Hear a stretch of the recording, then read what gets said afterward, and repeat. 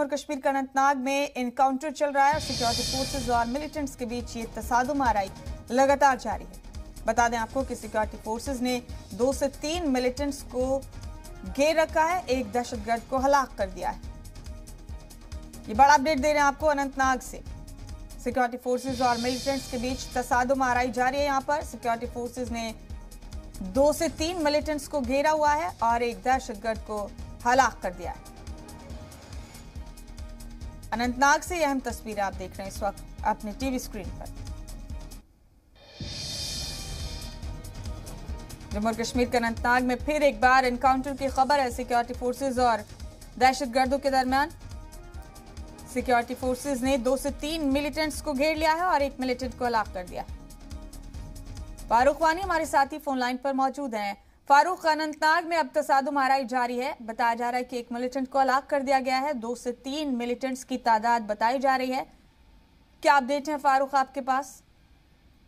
जी बिल्कुल, रात के दौरान ही सर्च ऑपरेशन शुरू किया गया था। जम्मू कश्मीर पुलिस, सुरक्षा बल और सेना की ओर से ज्वाइंट ऑपरेशन कल रात से ही चल रहा था, जिसमें जम्मू कश्मीर पुलिस और सुरक्षा बलों को सूचना थी कि दक्षिणी कश्मीर का अनंतनाग जिला है, वहाँ आरवनी इलाका है और मिलिटेंट उस क्षेत्र में छुपे हुए हैं। और जब इलाके को घेरे में लिया गया था तो मिलिटेंटों को आत्मसमर्पण करने के लिए कहा गया था। 2 से 3 मिलिटेंट जैसे सूचना थी जम्मू कश्मीर पुलिस को कि इस इलाके में है, उसके बाद ही ये सर्च ऑपरेशन शुरू किया गया था।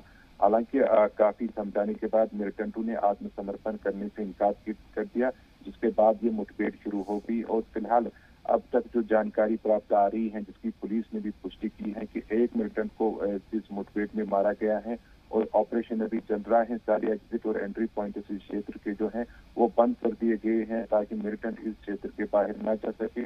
फिलहाल अभी आइडेंटिफिकेशन उस मिलिटेंट की नहीं हो पाई है क्योंकि अभी ऑपरेशन अंडर प्रोग्रेस है। तो इसमें मजीद अपडेट जो है जम्मू कश्मीर पुलिस कुछ देर के बाद साझा कर सकती है और ही पूरा ऑपरेशन खत्म होगा तो सारी डिटेल्स जो है जम्मू कश्मीर पुलिस साझा करेगी। फिलहाल इस तरह की जो एंटी मिलिटेंट ऑपरेशन हैं वो दक्षिणी कश्मीर के क्षेत्र में काफी संवेदनशील जो माने जा रहे हैं। पुलवामा, त्राल और कुलगाम, जहां पर इससे पहले ही जो LEG के टॉप कमांडर हैं उनका एनकाउंटर किया गया है, तो उसके बाद अब जिस तरीके से इस एरिया को घेरे में लिया गया है इसमें कुछ समय लग सकता है क्योंकि आसपास के जो इलाके हैं, आसपास की जो लोग वहाँ पे रहते हैं, रिहायशी इलाका है ये, उसको पहले कुछ लोगों को वहाँ पे इवैक्यूएट करना पड़ा। उसके बाद इस ऑपरेशन को जो है अंजाम तक पहुँचाने के लिए जम्मू कश्मीर पुलिस, सेना और सुरक्षा बल इस ज्वाइंट ऑपरेशन में जुट चुके हैं। जी तो फारूक, क्या ये कोई रिहायशी इलाका है जहाँ ये तसादुम आराई अभी जारी?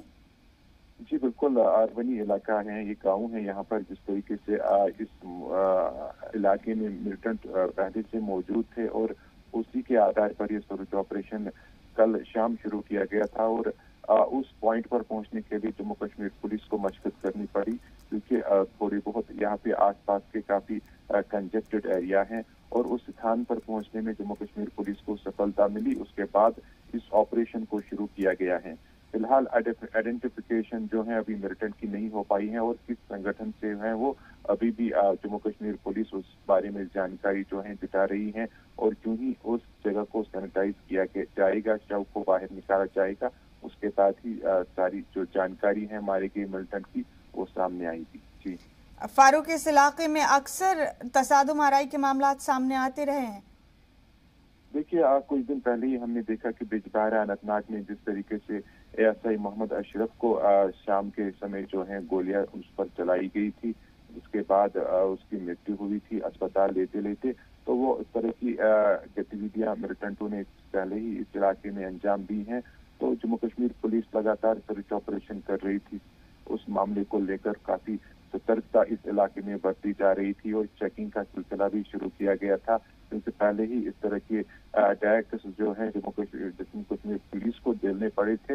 उसके बाद इस ऑपरेशन में तेजी लाई गई और आज रात दौरान ये ऑपरेशन भी शुरू किया गया था और सुबह अभी सफलता मिली है जम्मू कश्मीर पुलिस को। एक मिलिटेंट जो है वो मारा गया है और अंदेशा जाहिर किया जा रहा है कि जो अटैक किए गए थे मोहम्मद अशरफ जो असिस्टेंट सब इंस्पेक्टर था जम्मू कश्मीर पुलिस का, कि कहीं ना कहीं जो मिलिटेंट अब मारे गए हैं क्या उनकी उनका कोई ताल्लुक उस इंसिडेंट है, इस घटना से था जो उन्होंने अंजाम दिया। इस बारे में अभी जानकारी आनी बाकी है और जो ही जानकारी आएगी तो पता चलेगा जो एक्टिविटी अनंतनाग क्षेत्र में हो जी रही। फारूक, फिर आपसे अपडेट लेंगे। फिलहाल आपका बहुत शुक्रिया ये अहम जानकारी हमारे नाज़रीन तक पहुंचाने के लिए। इधर पुलवामा में पुलिस और 50 आरआर और 183 बिलियन सीआरपीएफ के मुश्तरका सर्च ऑपरेशन के दौरान बड़ी कामयाबी हासिल हुई है। वानपुरा इलाके में एक मखसूस इंटेलिजेंस एजेंसी ने तलाशी मुहिम के दौरान 5 किलो आईईडी बरामद किया है, जिसे मौके पर ही तबाह कर दिया गया। इतलात के मुताबिक अक्सरियत पसंदों ने सड़क के किनारे आईईडी नस्ब किया हुआ था, जिसे तलाशी मुहिम के दौरान कंट्रोल बम धमाके के जरिए तबाह कर दिया गया। इस मामले में पुलिस ने चंद मुश्तबा अफराद को पूछगछ के लिए गिरफ्तार भी किया और मुकदमा दर्ज कर तफ्तीश शुरू कर दी गई।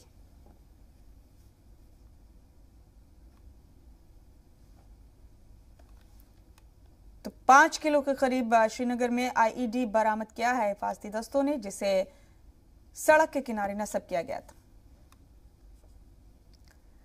और आपको बता दें कि जम्मू कश्मीर अपनी पार्टी ने हदबंदी के हालिया फैसले को लेकर 29 दिसंबर को एहतजाज करने का ऐलान किया है। पार्टी के सदर अल्ताफ बुखारी ने कहा कि वादी में तमाम सियासी जमातों को मुत्तहिद होकर फैसले के खिलाफ आगे आकर पुरअमन एहतजाज करना चाहिए।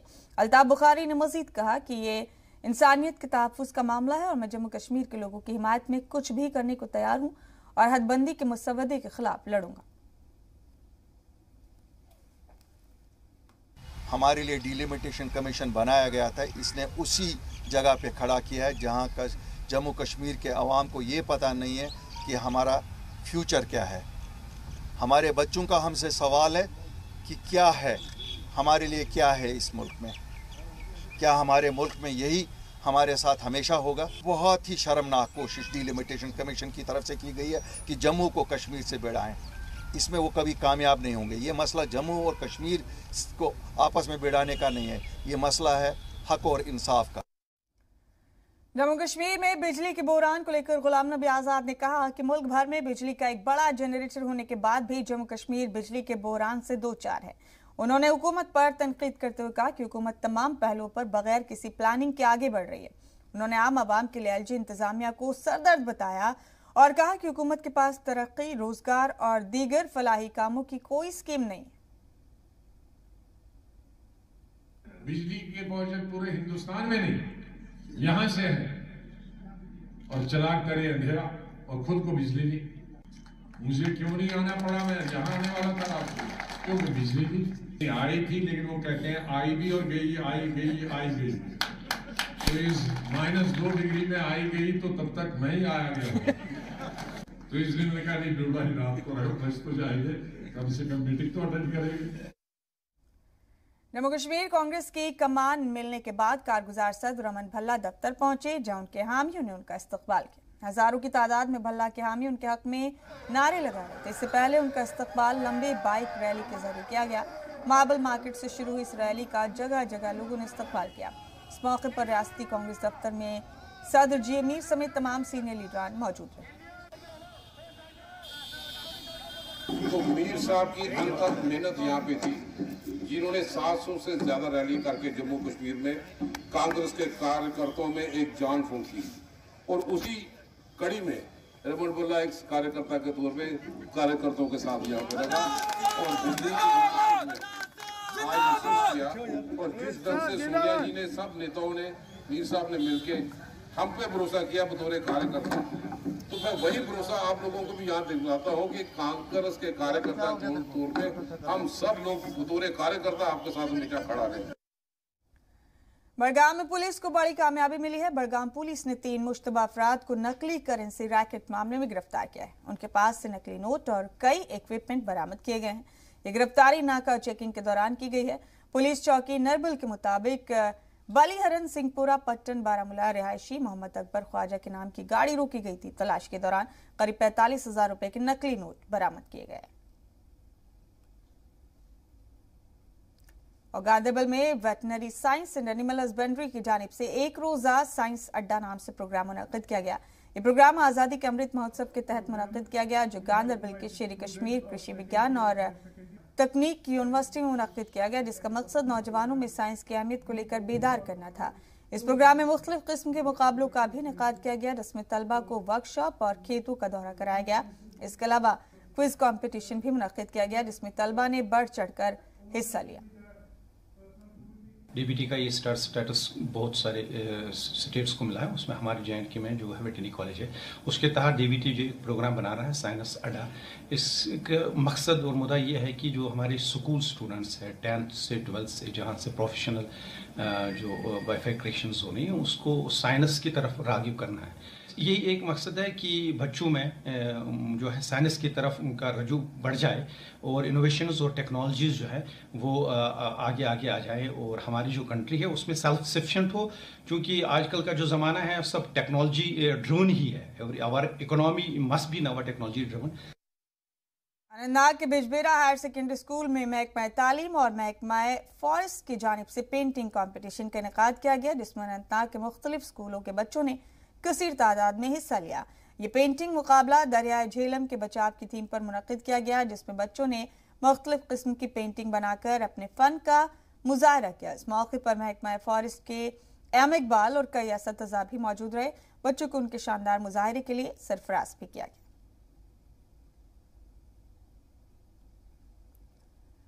बांदीपुरा में शिप हस्बेंड्री की जानिब से तीसरी मेगा शिप यूनिट कायम की गई। इन तीनों यूनिट्स के लिए 30 लाख बजट पास किया गया, जिसमें करीब हर एक यूनिट में 10 लाख की रकम लगी और हर यूनिट में 5 लाख की सब्सिडी दी जाएगी। इन शिप यूनिट्स की खास तौर से मॉनिटरिंग की जाएगी, जिससे किसी तरह की कोई धोखाधड़ी का मामला पेश ना हो। इस यूनिट के तहत नौजवानों को फॉरेस्ट डिपार्टमेंट की तरफ रागिब करना है, जिससे उन्हें खुद मुख्तार बनने में मदद मिलेगी। इस मौके पर SDM डॉक्टर बशीर अहमद समेत ज्वाइंट डायरेक्टर और district sheep husbandry officer doctor Shaukat Ahmad भी मौजूद रहे। की तरफ से 3 यूनिट्स एस्टैब्लिश हुए हैं और इन मेगा यूनिट्स हैं, ये इनके around 120 ships each unit holder को मिले हुए हैं। करीब तकरीबन 30 लाख के प्रोजेक्ट्स हैं, 10-10 लाख का हर एक प्रोजेक्ट है और इसमें 5 लाख की सब्सिडी मिलती है और ये सब्सिडी फॉरन यूनिट एस्टैब्लिश होने के बाद ही मिलेगी और इस पर काफ़ी मॉनिटरिंग भी रहेगी ताकि किसी तरह से किसी चीज़ का मिसयूज़ ना हो।